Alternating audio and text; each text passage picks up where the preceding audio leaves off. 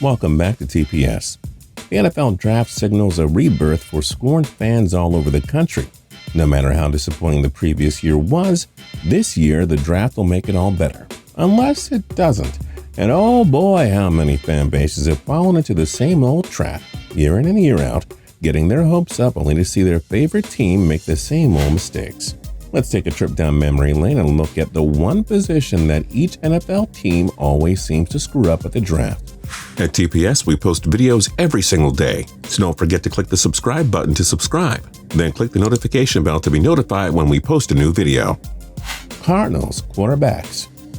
Although the Arizona Cardinals look to be building something fun out west as they head into the second year of the Cliff Kingsbury and Kyler Murray regime, the Cardinals were the laughingstock of the league for a while, not only because their teams were particularly terrible, but because of how much better they might have been had the franchise been able to draft a halfway decent quarterback. I mean, just think about it. Just the year before they took Kyler Murray, the Cardinals drafted Josh Rosen, number 10 overall. The Cardinals have had some bad luck when it comes to taking quarterbacks in that 10th slot. Back in 2006, they took can't-miss prospect Matt Leinart out of USC, who, wouldn't you know, was out of the league by 2012. It's a shame, too, because the Cardinals have had some solid teams in the past couple of decades, and those few seasons where they picked up aging veterans like Kurt Warner and Carson Palmer notwithstanding, they always seem to be a little undermanned at the most important position in the sport. The Falcons defensive end. The Atlanta Falcons have drafted 5 defensive ends since 2010, and between the 5 of them, they have accumulated just 18 sacks. And Takaris McKinley, who the Falcons took number 26 overall, has 16.5 of them, albeit in 3 seasons. Not to mention the fact that the Falcons have already declined McKinley's 5th-year option, which is not traditionally an indicator of a successful first leg of one's pro career. The pass rush has been a glaring weakness for the Falcons over the past few years. You can blame poor drafting for that. Baltimore Ravens wide receiver. Joe Flacco received a lot of praise for that epic Super Bowl run he took the Ravens on, but likewise he has received massive amounts of criticism for his intensely mediocre play ever since. Joe Flacco is no longer with the Ravens, and Lamar Jackson slid in and earned NFL MVP honors. So it's hard to argue the fact that Flacco was part of the problem in the Ravens' passing game. But even so, the Ravens have an awful time trying to bring in receiving talent to the draft. Marquise Brown had an okay rookie season last year, hauling in 46 passes for 584 yards and 7 touchdowns, and Miles Boykin chipped in 198 yards and 3 touchdowns, which is meh, even for a third-round pick. As you go back through the years, disappointment worsened significantly, though. Names like Jaleel Scott, Jordan Lashley, and Chris Moore are just a few that come to mind. Yeah. To make matters worse, the best wide receiver they drafted, Darren Waller, is now a tight end and putting up numbers for the Raiders. Buffalo Bills offensive tackle.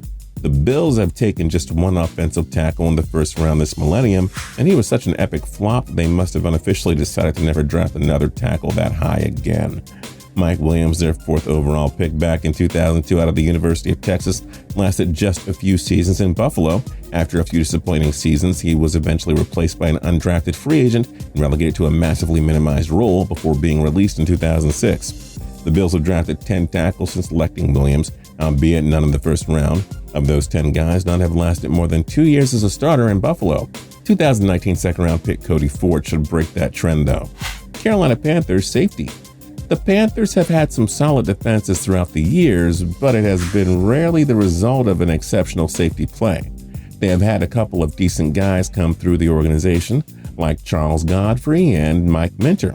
I understand that it's not quite as pressing of a need as a middle linebacker or defensive end, but the Panthers could use a game-breaking player back there.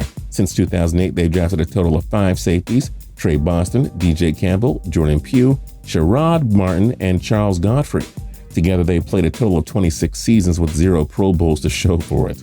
Chicago Bears quarterback. Okay, we have all seen the graphics. The Bears took Mitch Trubisky instead of Deshaun Watson and Patrick Mahomes. Brutal, but their struggles when it comes to drafting a QB were not limited to that fateful 2017 draft. When the best you have to show for 3 decades of drafting quarterbacks is Kyle Orton and Rex Grossman, maybe it's time to have a look in the mirror and reevaluate everything. Bengals offensive line. The Bengals have drafted 105 offensive linemen during their meager history as an NFL franchise. Of those 105 guys, just 7 have been selected to a Pro Bowl, and only one of them, Andrew Whitworth, was taken this century, and his days in Cincy are long over. Browns quarterbacks. This might be the single most obvious entry on this list. What more can I say about the Browns' disastrous record of drafting quarterbacks? At this point, everyone and their mother have seen that jersey hanging up with all the names taped on the back of it. The only saving grace at this point would be if Baker Mayfield can find some of the magic he had down the stretch of his rookie season and turn into the Pro Bowler that so many people believed he would be coming out of Oklahoma. Dallas Cowboys cornerbacks. Dallas has had its fair share of decent cornerbacks through the years, guys like Mike Jenkins, Terrence Newman, Byron Jones, but none of them were perennial studs, and all of them left Dallas and played some of their best football elsewhere. Maybe one day Dallas will lock down a homegrown cornerback long-term who can be remembered as a great cowboy, like Deion Sanders, Broncos quarterback. It may come as a surprise when you think of some of the all-time greats that have played in Denver, but they are low-key terrible at drafting quarterbacks. Like terrible. Although Elway played his entire career in Denver, he technically wasn't drafted by the Broncos, and Peyton obviously joined them late in his career. Drew Lock showed some promise in 2019, but go down the line and the names speak for themselves. Chad Kelly, Paxton Lynch, Trevor Siemian, Zach Dysert, Brock Osweiler. I'd continue, but I don't want your computer to spontaneously combust. Detroit Lions. Wide receiver. It's hard to criticize a team's ability to draft wide receivers after they've selected Calvin Johnson, but when you cast as wide a net as Detroit did, you are bound to catch something, and Calvin was the fourth consecutive first-round pick that the Lions allocated on wide receivers. As for the first three, Charles Rogers, Roy Williams, and Mike Williams. Well, none of them had very much success in the NFL. The biggest stinker of the bunch had to be Rodgers, who just started 9 games in his career in the NFL and was out of the league just 3 seasons after being taken second overall. Green Bay Packers running back. Remember when the Packers started trotting out the ghost of Eddie Lacy, or when they turned Ty Montgomery, one of their wide receivers, into a running back? While they lucked out with Aaron Jones taking him in the 5th round back in 2017, the Packers have not proven to have any consistency when it comes to finding talent at the running back position in the draft. Houston Texans offensive line.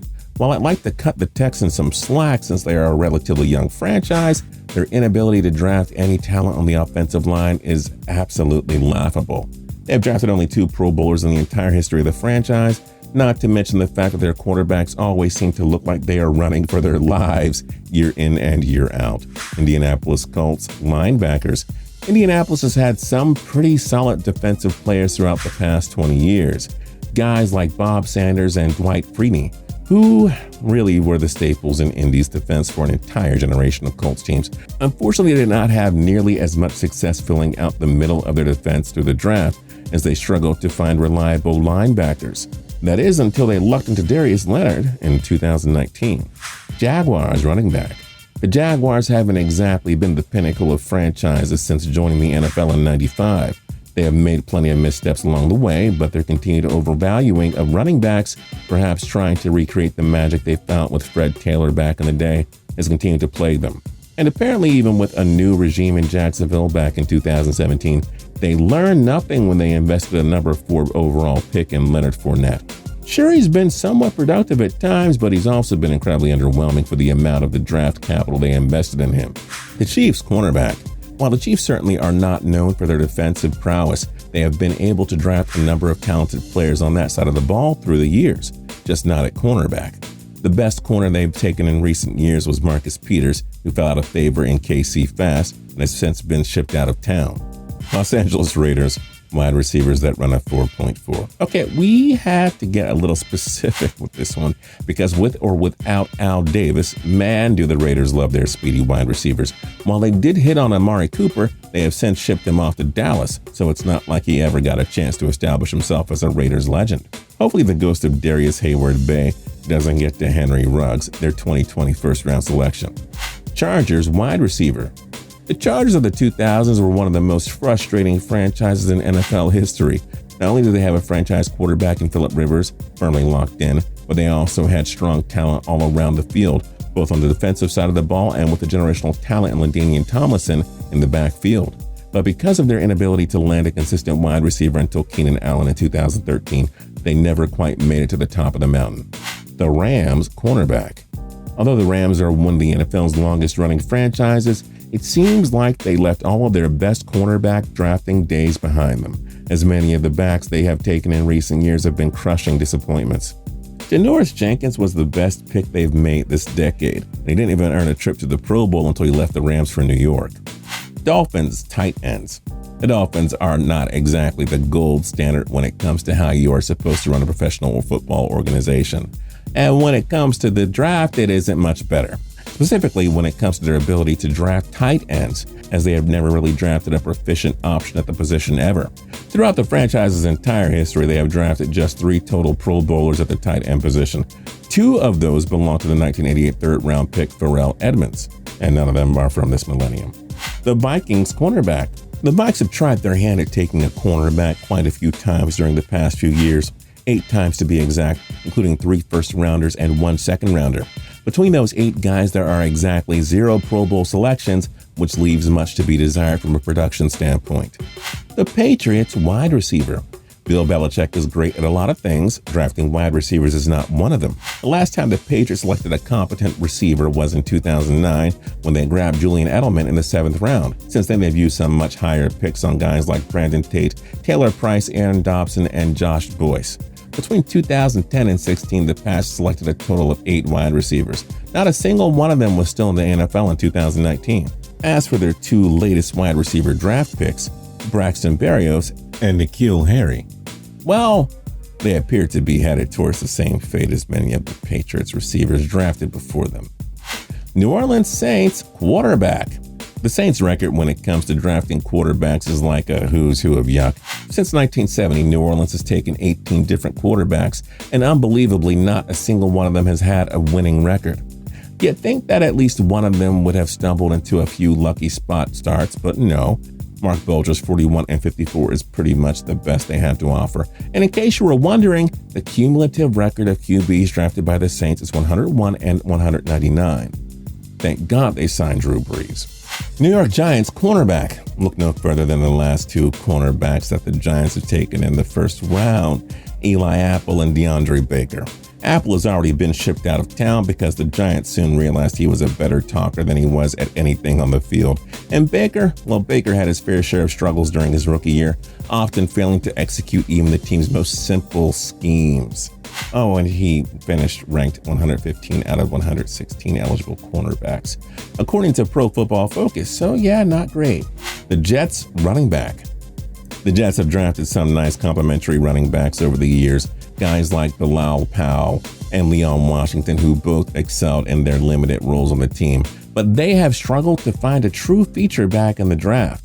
To be fair, they haven't taken running backs particularly high in the draft, perhaps snake-bitten from the Blair Thomas disaster back in 1990. But for a franchise to have drafted just one 1,000-yard rusher in 30 years seems impossible. Eagles wide receiver. While the Eagles made some noise in the 2020 draft taking 2 wide receivers, including Jalen Reagor, in the first round, they don't have the best reputation when it comes to drafting talent that can stretch the field. The last 2 wide receivers they took in the first round were Nelson Aguilar in 2015 and Jeremy Maclin in 2009. And while both players were serviceable, neither lived up to the hype of a first-round pick. Pittsburgh Steelers tight ends. The Steelers have a strange relationship with tight ends. They have talented guys like Jesse James and Heath Miller, who quickly became fan favorites, but for whatever reason, they never see much usage as pass catchers. And subsequently, they usually end up going elsewhere for a better financial opportunity. I know Heath ended up staying with them for his entire career, but he is more the exception than the rule when it comes to the Steelers drafting tight ends. 49ers quarterback.